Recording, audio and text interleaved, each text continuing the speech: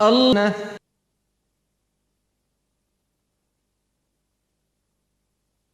ہماری آج کی گفتگو کا موضوع ہے ذکر الہی، اللہ کو یاد کرنا۔ اللہ تعالیٰ کو یاد کرنا خوبصورت ترین کاموں میں سے ایک کام ہے، بہترین عبادات میں سے ایک عبادت ہے۔ قرآن پاک میں اللہ تعالیٰ اس کے بارے میں فرماتے ہیں وَلَذِكْرُ اللَّهِ أَكْبَرُ، اور اللہ کا ذکر بہت بڑا کام ہے، بہت اچھا کام ہے۔ حقیقت یہ ہے کہ انسان جس چیز سے محبت کرتا ہے اس کو ضرور یاد کرتا ہے، اس کا ذکر کرتا ہے، دل ہی دل میں بھی اور زبان سے بھی، کیونکہ جس چیز کی محبت انسان کے دل میں ہوتی ہے وہ چیز زبان پر آ کر رہتی ہے۔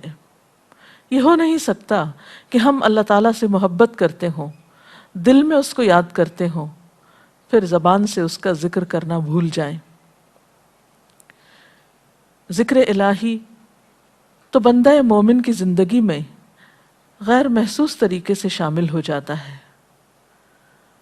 اس کی اس طرح عادت ہو جاتی ہے کہ انسان اٹھتے بیٹھتے چلتے پھرتے تنہائی میں سب کے بیچ میں بیٹھ کر اپنے رب کو یاد کرتا رہتا ہے، دل ہی دل میں یا زیر لب وہ اپنے رب کو کسی حال میں بھی نہیں بھولتا۔ اور بھولے بھی کیوں؟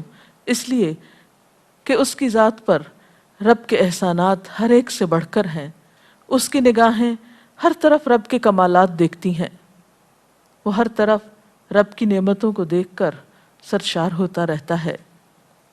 وہ جس طرف بھی نظر اٹھاتا ہے وہیں اس کو رب کی قدرت اور تخلیق نظر آتی ہے، اپنے سامنے، دائیں بائیں، اوپر نیچے، ہر طرف زمین آسمان، جو کچھ بھی بنا ہوا ہے، جو کچھ بھی پھیلا ہوا ہے، وہ سب اس کے رب کا بنایا ہوا ہے۔ پھر وہ اس رب کو کیسے بھلا سکتا ہے؟ قرآن پاک میں اہل ایمان کو ذکر کرنے کی تلقین کی گئی ہے۔ اللہ سبحانہ وتعالیٰ فرماتے ہیں فَاذْكُرُونِي أَذْكُرْكُمْ، تم مجھے یاد کرو، تم میرا ذکر کرو، میں تمہیں یاد کروں گا۔ ایک اور جگہ پر فرمایا وَاذْكُرْ رَبَّكَ فِي نَفْسِكَ تَضَرُّعًا وَخِيفَةً وَدُونَ الْجَهْرِ مِنَ الْقَوْلِ بِالْغُدُوِّ وَالْآصَالِ وَلَا تَكُن مِّنَ الْغَافِلِينَ، اور اپنے پروردگار کو دل ہی دل میں عاجزی اور خوف کے ساتھ اور آہستہ آواز سے صبح و شام یاد کرتے رہو، اور دیکھنا غافل نہ ہونا، یعنی رب کی یاد سے کبھی بھی غفلت اختیار نہ کرنا۔ ایک اور جگہ پر فرمایا وَاذْكُرُوا اللَّهَ كَثِيرًا لَعَلَّكُمْ تُفْلِحُونَ، اور اللہ کا ذکر کرو کثرت کے ساتھ، بہت زیادہ۔ کیوں؟ لعلکم تفلحون، تاکہ تم فلاح پاؤ، کامیاب ہو جاؤ۔ اس سے پتہ چلتا ہے کہ اللہ تعالیٰ کو یاد کرنا کامیابی کی علامت ہے، اللہ کے ذکر میں کامیابی کی ضمانت ہے۔ مومن مردوں اور عورتوں کی صفت قرآن پاک میں یہی بیان کی گئی ہے کہ وہ بہت زیادہ اللہ کا ذکر کرنے والے ہوتے ہیں۔ سورۃ الاحزاب میں آتا ہے وَالذَّاكِرِينَ اللَّهَ كَثِيرًا وَالذَّاكِرَاتِ، اور اللہ کا ذکر کرنے والے مرد اور اللہ کا ذکر کرنے والی عورتیں جو کثرت سے اللہ کا ذکر کرتی ہیں۔ کثیراً اعد اللہ لہم مغفرۃ واجرا عظیما، اللہ نے ان کے لیے بخشش اور بہت بڑے اجر کا وعدہ کر رکھا ہے۔ اور پھر یہ کہ ذکر کرنے کے لیے کوئی خاص وقت مقرر نہیں، انسان ہر حال میں ذکر کر سکتا ہے، ہر وقت میں ذکر کر سکتا ہے۔ نبی صلی اللہ علیہ وسلم کے بارے میں آتا ہے کان یذکر اللہ فی کل احیانہ، آپ ہر وقت میں، یعنی ہر قسم کے وقت میں، یعنی دن میں یا رات میں، صبح میں یا شام میں اللہ کا ذکر کیا کرتے تھے۔ حدیث پاک میں آتا ہے، حضرت ابو موسیٰ اشعری سے روایت ہے مثل الذی یذکر ربہ والذی لا یذکرہ مثل الحی والمیت، رواہ البخاری۔ آپ صلی اللہ علیہ وسلم نے فرمایا اس شخص کی مثال جو اپنے رب کا ذکر کرتا ہے زندہ انسان کی طرح ہے، اور اس کی مثال جو اپنے رب کا ذکر نہیں کرتا مردہ شخص کی طرح ہے۔ گویا ذکر کرنے والا اور نہ کرنے والا، ان دونوں کے درمیان اتنا ہی فرق ہے جتنا ایک زندہ اور مردہ انسان میں فرق ہوتا ہے، اور یہ فرق کتنا بڑا ہے۔ یعنی انسان تو وہی ہوتا ہے، لیکن زندہ انسان میں اور مردہ انسان میں زندگی اور موت کا فرق ہے۔ بالکل اسی طرح جو شخص اپنے رب کو یاد کرتا ہے، اس کا ذکر کرتا ہے، اس کے اندر ایک زندگی ہے، اس کے اندر ایک خاص خوشی ہوتی، اطمینان ہوتا ہے، اور وہ جو نہیں کرتا اس کا دل مردہ ہوتا ہے، اس کے اندر زندگی کی کوئی امنگ نہیں ہوتی۔ ایک اور حدیث میں آتا ہے، نبی صلی اللہ علیہ وسلم نے فرمایا، اللہ تعالیٰ فرماتا ہے میں اپنے بندے کے خیال کے مطابق ہوتا ہوں یا خیال کے ساتھ ہوتا ہوں، جو خیال وہ میرے بارے میں رکھتا ہے میں اسی کے مطابق اس کے ساتھ معاملہ کرتا ہوں، اور میں اس کے ساتھ ہوتا ہوں جب وہ مجھے یاد کرتا ہے۔ گویا ذکر کرنے والے اللہ کی مدد کے مستحق ہوتے ہیں، یعنی اللہ ایسے بندوں کے ساتھ ہوتا ہے جو ذکر کرتے رہتے ہیں۔ اگر وہ مجھ کو اپنے دل میں یاد کرتا ہے تو میں بھی اس کو اپنے دل میں یاد کرتا ہوں، اور اگر وہ مجھے کسی جماعت میں بیٹھ کے یعنی کسی گروپ میں یعنی کہ پبلک میں بیٹھ کے یاد کرتا ہے تو میں اس کو اس سے بہتر جماعت میں یاد کرتا ہوں، یعنی فرشتوں کی جماعت میں یاد کرتا ہوں۔ تو گویا فَاذْكُرُونِي أَذْكُرْكُمْ، تم مجھے یاد رکھو میں تمہیں یاد رکھوں گا۔ تو جو شخص بھی یہ چاہتا ہو کہ اللہ تعالیٰ اس کو یاد رکھے، اس کی مشکل میں اس کی مدد کرے، تو اس کے لیے کیا ضروری ہے کہ پھر وہ ذکر کرتا رہے۔ اور ذکر تمام عبادات کو خوبصورت بناتا ہے۔ مثلا روزہ رکھنا ایک عبادت ہے، لیکن جس روزے میں ذکر الہی ہو اس کا اجر و ثواب کئی گنا بڑھ جائے گا۔ حج ایک عبادت ہے بذات خود، حج کا سفر ایک عبادت ہے، لیکن اس سفر میں انسان اگر ذکر الہی کرتا رہے تو اسی حج کا ثواب کئی گنا بڑھ جائے گا۔ اور نماز تو سراسر ہے ہی اللہ کی یاد کا نام، اقم الصلاۃ لذکری، نماز قائم کرو میری یاد کے لیے۔ اللہ کے ذکر کا بہترین طریقہ ہے۔ ایک اور موقع پر آپ صلی اللہ علیہ وسلم سے جب یہ پوچھا گیا کہ سب سے اچھی نماز کس کی، سب سے اچھا روزہ کس کا، سب سے اچھا حج کس کا، سب سے اچھا مجاہد کون، تو آپ صلی اللہ علیہ وسلم نے ہر بار یہی جواب دیا کہ جو اپنے ان کاموں میں ذکر الہی کثرت کے ساتھ کرے۔ اور ذکر کرنے والے ہر میدان میں آگے نکل جاتے ہیں۔ حدیث پاک میں آتا ہے نبی صلی اللہ علیہ وسلم نے فرمایا مفردون سبقت لے گئے۔ لوگوں نے پوچھا کہ یہ مفردون کون ہیں؟ فرمایا وہ مرد جو کثرت کے ساتھ اللہ کا ذکر کرتے ہیں، اور وہ عورتیں جو کثرت کے ساتھ اللہ کو یاد کرتی ہیں۔ اور یہاں آپ نوٹ کر رہے ہیں خاص طور پر مردوں کے ساتھ ساتھ عورتوں کا ذکر بھی ملتا ہے۔ حضرت عبداللہ بن بصر فرماتے ہیں کہ ایک شخص نے عرض کیا یا رسول اللہ صلی اللہ علیہ وسلم، بے شک اسلام کے احکام مجھ پر بہت ہیں، یعنی ذمہ داریاں بہت ہیں، کرنے کے کام بہت ہیں، آپ مجھے کوئی ایسی بات بتائیں جسے میں اپنے لیے لازم کر لوں، یعنی میرے لیے آسان ہو اور میں پابندی سے کر سکوں۔ تو آپ صلی اللہ علیہ وسلم نے فرمایا لا یزال لسانک رطبا من ذکر اللہ، کہ ایک چیز پابندی سے پکڑ لو، اور وہ کیا کہ تیری زبان ہمیشہ اللہ کے ذکر سے تر رہے، ہر دم اللہ کو یاد کرتے رہو۔ اور یہ ایک حقیقت ہے کہ انسان کوئی بھی کام کر رہا ہو، مثلا خواتین کھانا پکا رہی ہیں، گھر صاف کر رہی ہیں، واک کر رہی ہیں، کوئی بھی کام کر رہی ہیں اس طرح کا، تو اس میں ساتھ ساتھ اللہ کی یاد کرتی رہیں، سبحان اللہ، الحمدللہ، اللہ اکبر، استغفر اللہ، لا الہ الا اللہ، ان اذکار کا ورد کرتے رہیں، تو اس میں کام بھی ہوتا رہے گا اور اس کے ساتھ ساتھ اللہ کی یاد بھی ہوتی رہے گی۔ خصوصی طور پر دو کلمات ایسے ہیں جن کے بارے میں بہترین اجر کی خوشخبری سنائی گئی۔ آپ صلی اللہ علیہ وسلم نے فرمایا کلمتان، دو کلمات ایسے ہیں خفیفتان علی اللسان، جو زبان پہ بہت ہلکے ہیں، یعنی پڑھنے میں کچھ مشکل نہیں، ثقیلتان فی المیزان، میزان میں بہت بھاری ہیں، حبیبتان الی الرحمن، رحمان کو بہت محبوب ہیں، اور وہ کیا ہیں؟ سبحان اللہ و بحمدہ، سبحان اللہ العظیم، چلتے پھرتے اٹھتے بیٹھتے کام کاج کرتے تسبیح پڑھتے رہنا، ذکر کرتے رہنا انسان کے دل کو جہاں اطمینان بخشتا ہے وہاں اس کے کام کو آسان بھی کر دیتا ہے اور اللہ کی مدد بھی ساتھ ہوتی ہے۔ اور قرآن پاک میں ایسے لوگوں کے لیے خوشخبری ہے، الا بذکر اللہ تطمئن القلوب، سنو اللہ کے ذکر سے دلوں کو اطمینان ہوتا ہے۔ اور ویسے بھی میزان میں بہت بھاری نیکی ہے۔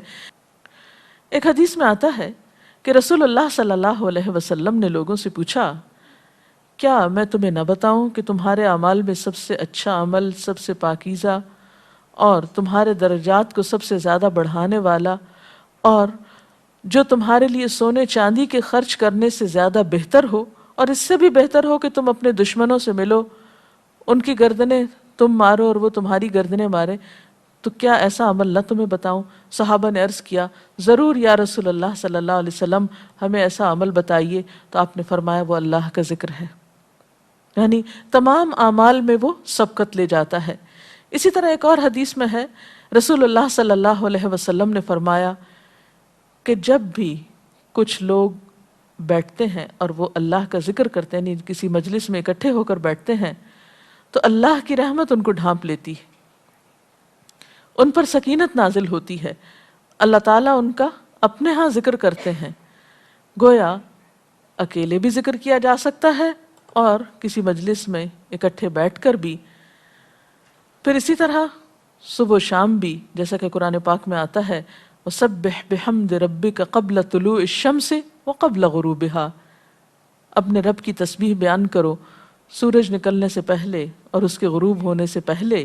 ایک اور جگہ پر آتا ہے وَسَبِّحْ بِحَمْدِ رَبِّكَ بِالْعَشِيِّ وَالْإِبْكَارِ، اپنے رب کی حمد و ثنا بیان کرو عشی کے وقت یعنی عصر کے وقت، والابکار اور صبح کے وقت۔ عشی کا لفظ جو ہے یہ زوال شمس سے غروب شمس کے درمیانی وقت کو کہتے ہیں۔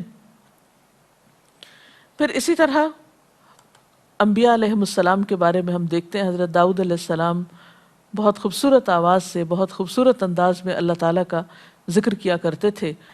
نبی صلی اللہ علیہ وسلم نے ایسے لوگوں کے بارے میں بہت خوشخبریاں دی ہیں، اور سب سے بڑی خوشخبری کیا ہے کہ خود اللہ تعالیٰ کا تقرب انسان کو حاصل ہوتا ہے، انسان کے گناہوں کا کفارہ ہوتا رہتا ہے، اور بعض اذکار جو بظاہر تو بہت معمولی نظر آتے ہیں لیکن ان کا اجر و ثواب اتنا ہے کہ انسان حیران ہوتا ہے کہ اتنے کم کلمات کے بدلے اتنا بڑا ثواب۔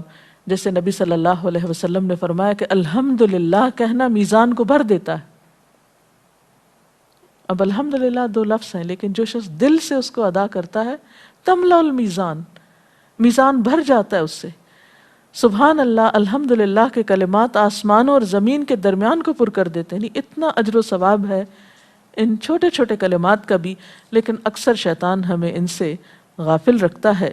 تو ضرورت اس بات کی ہے کہ ہم کثرت کے ساتھ اللہ کو یاد کرنے والے ہوں، تاکہ ہمارے دین و دنیا کے کام سنور جائیں اور آخرت میں اللہ کے محبوب اور مقرب بندوں میں ہمارا شمار ہو۔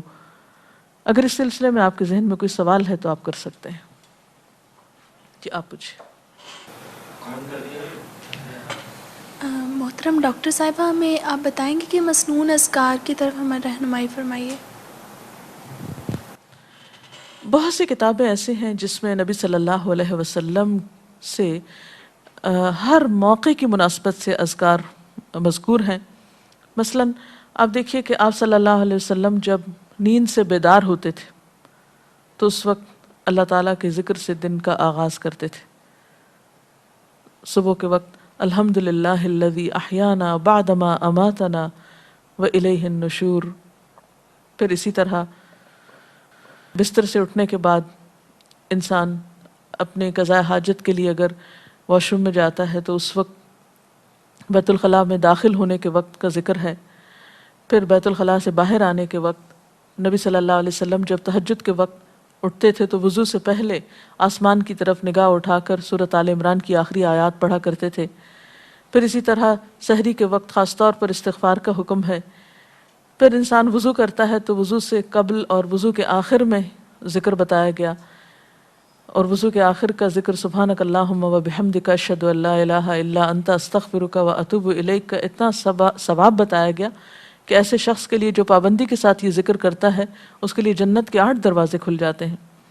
پھر اسی طرح جب انسان گھر سے نکلتا ہے مسجد کی طرف جاتا ہے مرد حضرات، تو گھر سے نکلنے کے وقت کی دعا ہے، پھر اسی طرح راستے میں پڑھنے کی، پھر مسجد میں داخل ہونے کی، پھر مسجد کے اندر، پھر مسجد سے باہر نکلتے وقت، پھر دوبارہ گھر آتے ہوئے بازار سے اگر گزرتا ہے تو اس وقت کا ذکر ہے، پھر گھر میں داخل ہونے کا ذکر ہے، پھر اگر کچھ کھا رہا ہے انسان تو بسم اللہ پڑھ کر کھانے کا آغاز کرتا ہے اور الحمدللہ کے ساتھ پھر اختتام کرتا ہے، پھر اسی طرح چھینک آنے پر ذکر ہے، پھر مرغا اگر آذان دیتا ہے تو اس وقت کا ذکر ہے، پھر مؤذن کی آذان سن کر انسان اس کو جواب دیتا ہے، اس کے بعد کا پھر ذکر ہے، پھر اسی طرح انسان کسی کے ساتھ جب معاملہ کرتا ہے، کہیں وعدہ کر رہا ہے تو اللہ کو یاد کرتا ہے انشاءاللہ کہہ کے، پھر اسی طرح کوئی اچھی چیز دیکھتا ہے ماشاءاللہ کہتا ہے، کہیں استغفر اللہ کہتا ہے۔ تو بندہ مومن کی زندگی کا کوئی مقام اور کوئی موقع ایسا نہیں جس کے بارے میں نبی صلی اللہ علیہ وسلم نے کوئی نہ کوئی خوبصورت انداز کا ذکر نہ سکھایا ہو۔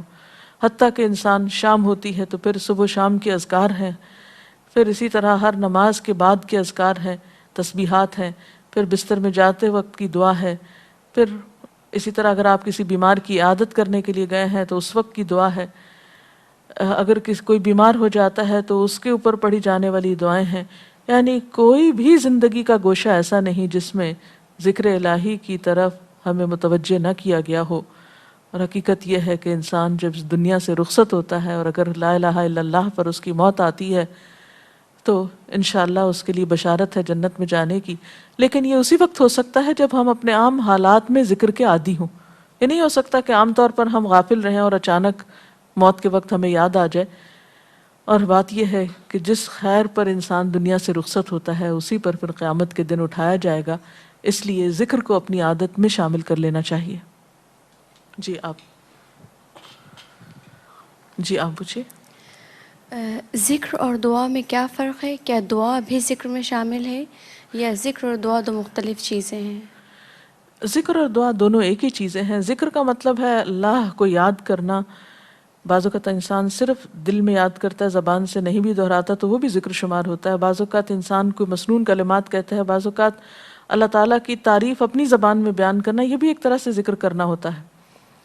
اور دعا میں خاص طور پر کسی چیز کا مطالبہ کیا جاتا ہے، یہ کچھ مانگا جاتا ہے اللہ تعالیٰ سے۔ یعنی ہر دعا ذکر ہے لیکن ہر ذکر دعا نہیں ہوتی۔ ذکر کی کئی قسمیں ہیں جن میں سے ایک دعا بھی ہے۔ جی آپ پوچھیں۔ کیا ذکر کے لیے ہر وقت باوضو رہنا ضروری ہے؟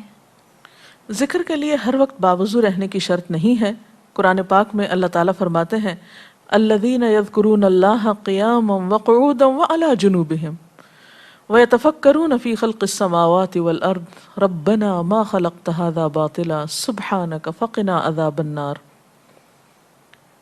وہ لوگ جو اللہ کو یاد کرتے رہتے ہیں کھڑے ہو کر، بیٹھ کر، لیٹ کر، اپنے پہلوؤں پر، اور کائنات میں غور و فکر کرتے رہتے ہیں، کہتے ہیں کہ پاک ہے تو اے ہمارے رب، ہمیں آگ کے عذاب سے بچا۔ تو اس سے یہ پتہ چلتا ہے کہ انسان بیٹھ کر، چلتے پھرتے اور لیٹ کر بھی اللہ کو یاد کر سکتا ہے۔ اب لیٹنے کی حالت ایسی جس میں سونا بھی شامل ہے، تو سوتے ہوئے اگر انسان ڈر جائے یا کوئی برا خواب ہے تو اس وقت بھی ذکر کرنا، مسنون ذکر موجود ہے۔ یعنی اس وقت بھی نبی صلی اللہ علیہ وسلم نے دعا مانگنے کا طریقہ بتایا کہ اب کیا پڑھو، تاکہ تم اس خواب کے خوف سے، اگر کوئی ناپسندیدہ خواب ہے تو اس سے باہر آ جاؤ۔ تو اب آپ دیکھیں کہ سو کر تو وضو باقی نہیں رہتا، اور اگر اللہ کی یاد کے ساتھ ہر وقت باوضو ہونے کی شرط ہوتی تو پھر تو شاید ہی کوئی ذکر کر سکتا ہر وقت، کیونکہ ایک مشکل کام ہے۔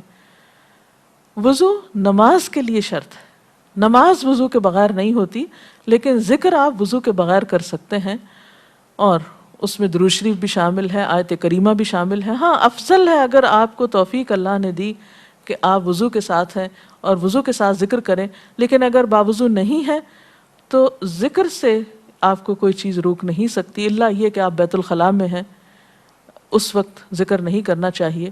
ادروائز آپ عام روٹین کے نارمل کاموں میں اللہ تعالیٰ کو یاد کر سکتے ہیں، خواہ وضو سے ہوں یا بغیر وضو کے ہوں. جی آپ. قرآن پاک جو ہم پڑھ رہے ہوتے ہیں تو کیا ضروری ہے کہ ہم بہت پراپرلی بیٹھ کر پڑھیں، یا ہم ٹیک لگا کے، یا ہم اپنے بستر پہ بھی پڑھ سکتے ہیں؟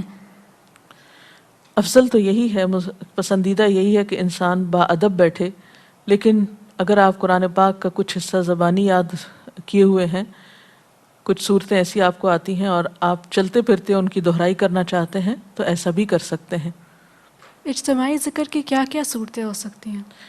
اجتماعی ذکر میں قرآن پاک کا پڑھنا، پڑھانا، سیکھنا، سکھانا، اس کو یاد کرنا، یہ تمام چیزیں آتی ہیں. اس کے ساتھ ہی آج کا پروگرام کا وقت ختم ہوتا ہے. اجازت چاہتے ہیں. السلام علیکم ورحمۃ اللہ وبرکاتہ.